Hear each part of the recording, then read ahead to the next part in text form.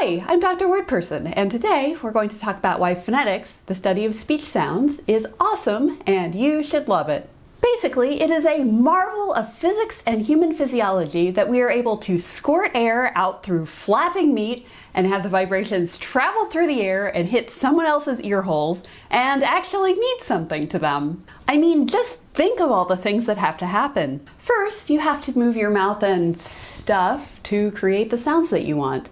The gestures we use to create speech are some of the fastest and most precise that you will ever make with your body. We measure the timing on these things in milliseconds. And what parts of your head are you even using to speak? I mean, I'm sure you can guess some, like your tongue and your vocal cords, but others, like the velum, like who ever heard of a velum? That whole set of problems, how you actually pronounce things, is articulatory phonetics. So next, imagine that you've just said something and those sound waves are now hurtling through the air. How do you tell from this what someone just said? Like, what in here encodes what you were doing with your mouth? I mean, look at it. It's a bunch of fuzzy lines.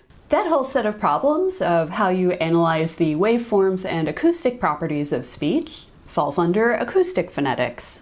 And finally, the sound waves hit your ear, and you somehow, hear it. The sound waves hit your eardrum, vibrate some tiny bones, and eventually your cochlea gets involved, which looks like a tiny snail. What is your ear snail doing with this? And then your brain comes into it. You know how there are optical illusions? Well, there are auditory illusions too. So much fun. Anyway, if you want to know what your ears and brain do with incoming sound, that falls under auditory phonetics.